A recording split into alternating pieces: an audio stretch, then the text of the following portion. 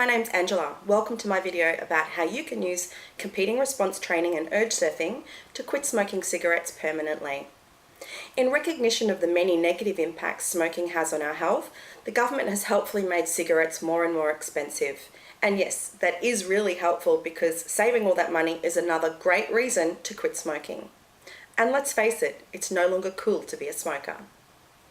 Today I'd like to talk you through some strategies you can use to successfully quit for good. I quit many years ago, and recently I helped a long-term smoker to quit, so I'm sure you can do it too. All the things I'm going to share with you today have come from the behaviour modification branch of psychology. The methods I'll discuss have been developed by psychologists and they're evidence-based, which means that they've been shown to work. Now, before we get to the methods themselves, one really important step in changing a behaviour is to get an accurate record of it before you start. So you need to monitor your behaviour for several days. For smoking, this would involve recording each cigarette you smoke along with some contextual details that will allow you to identify why you're smoking. It's a good idea to use a written record sheet, as it's all too easy to underestimate how often you smoke or to make excuses for your smoking, rather than identifying what's really going on. The record sheet provides you with accurate data so that you can look for patterns, such as the time of day, being with certain people, or feeling particular emotions, which may be triggers for you to smoke. Here's an example I've used successfully, which you could copy.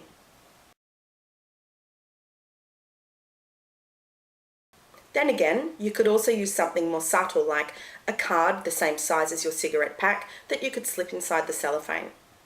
Whichever method you choose, make sure you record every cigarette, because during the course of the day it's so easy to underestimate what we're doing, to get sidetracked by the fact that we've had a lapse, and over time you'll be able to look back at your record and see that despite your individual lapses, over time you've continued towards your goal.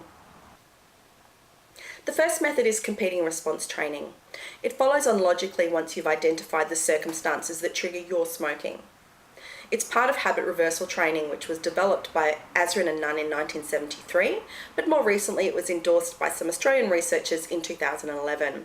I'll put links at the end of the video for those of you who are interested in the research. And don't worry, you don't have to be interested in the research. It'll still work.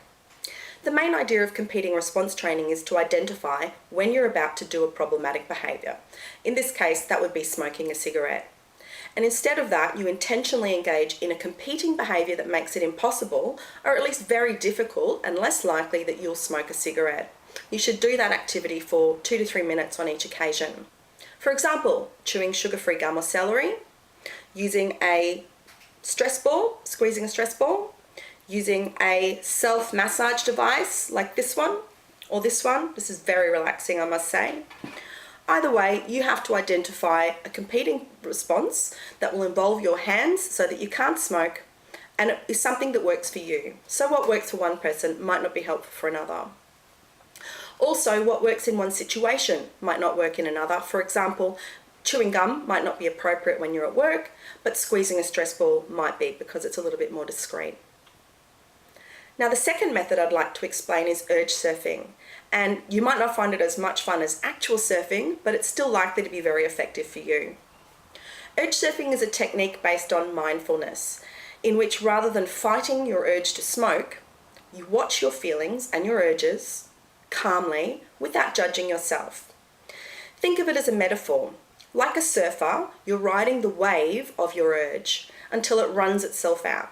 You're not trying to push the wave back into the ocean. At first, you might find it difficult not to get involved in arguing with yourself mentally, but you'll find that as time progresses, you'll get used to watching your feelings. They'll pass more quickly and they'll have less of an impact on you. As these urges and thoughts come to you, focus on relaxing your body, because when we're having these negative thoughts and urges, very often if we don't succumb to them, we end up stressing our body by tensing up our muscles. So focus on relaxing your body, relax your face, relax your shoulders and arms, relax your hips and bottom, and relax your legs. Keep breathing calmly. Eventually, you'll notice that your urges come less often and they're less urgent, and you'll be able to ignore them because you're less attached to them. So, why don't you get started today? Begin by recording each cigarette and its context. Set a goal and reduce your smoking bit by bit till you're down to 0 cigarettes. Replace each cigarette, at least at first, with a competing response and add in urge surfing. Save up the money that you haven't spent on cigarettes and reward yourself with something special you otherwise might not have purchased.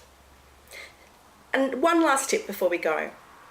Consider yourself a non-smoker from your very first quit day. So if people come up to you and ask you to go with them for a cigarette, just say to them, I don't smoke anymore. I've found that very helpful when I gave up smoking, and you might find it works for you as well. So, what are you waiting for?